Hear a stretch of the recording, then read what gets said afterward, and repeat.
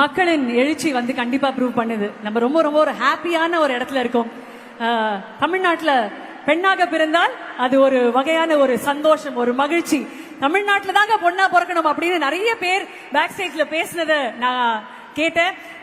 கண்டிப்பா இந்த தருணத்துல நான் சொல்லியாகணும், ஒரு ரொம்ப தைரியமாக ஒரு 2 மணிக்கு கூட என்னால வண்டி ஓட்டிக்கிட்டு வர முடியும். என்னுடைய கணவர் வந்து கடற்படை வீரர் அப்படின்றதுக்காக கிடையாது, தமிழ்நாட்டின் மகளாக இருக்கேன் அப்படின்றதுனால தான் என்னால் அவ்வளவு தைரியமாக வண்டி ஓட்டிட்டு வர முடியுது. அதுக்கு மிகப்பெரிய காரணமாக இருக்கிற உங்களுக்கு எங்கள் மனமார்ந்த நன்றிகள் ஐயா. நன்றி நன்றி நன்றி. இந்த அழகிய தருணத்துல நம்ம பொதுவா படங்கள்ல பார்க்கும்போது ஹீரோஸ் அவங்க வந்து ஹீரோவாக இருக்கிறதுல இருந்து வீரன் மாவீரனாக மாறுவதற்கு ஒரு மிகப்பெரிய காரணம் அப்படின்றது அந்த ஆக்ஷன், அந்த தைரியம்.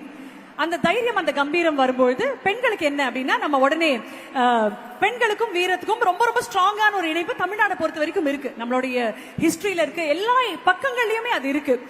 பொதுவா வீட்டுல வந்து கராத்தே கத்துக்கோ, சிலம்பம் கத்துக்கோ அப்படின்னு சொல்லுவாங்க. அதை தாண்டி நம்மளுடைய பாதுகாப்பு, நாட்டின் பாதுகாப்புக்காக இருக்கக்கூடிய அந்த கமாண்டோஸ் இப்பொழுது இந்த மேடையில வந்து எப்படி ஒரு செக்யூரான ஸ்டேட்டை நமக்காக உருவாக்கி கொடுக்கணும் அப்படின்னு இந்த மேடையிலேயே அதை நமக்காக பண்ணி காட்ட போறாங்க.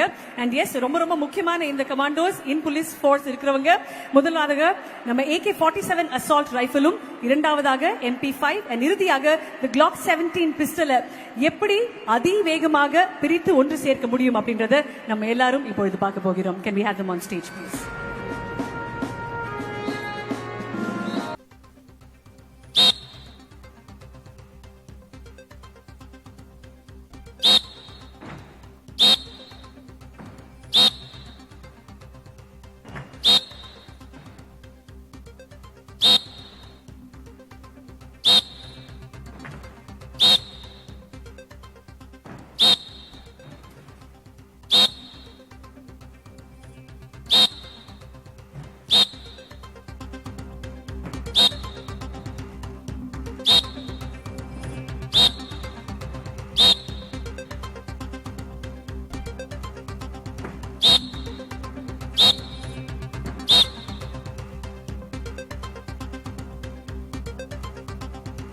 முதலாவதாக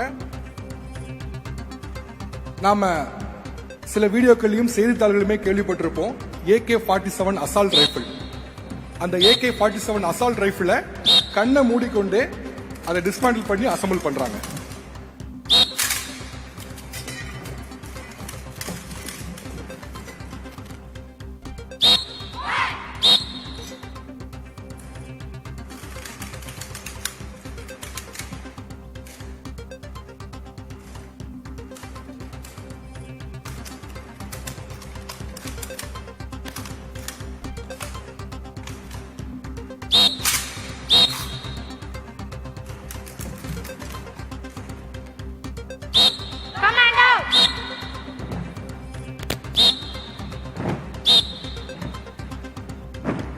இரண்டாவதாக the MP5.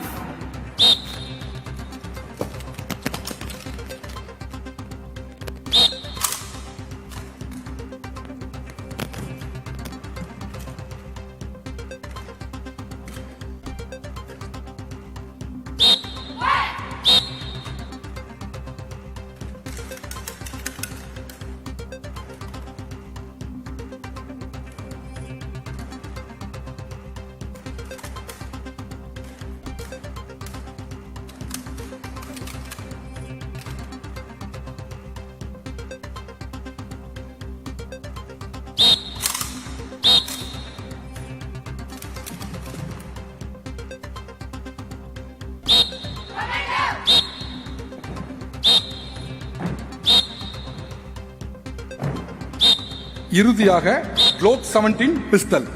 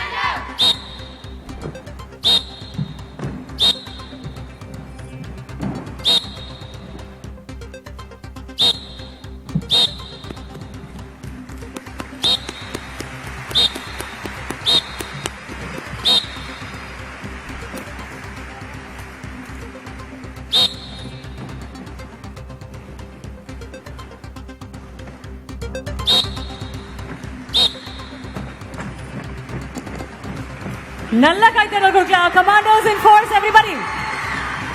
வாவ்.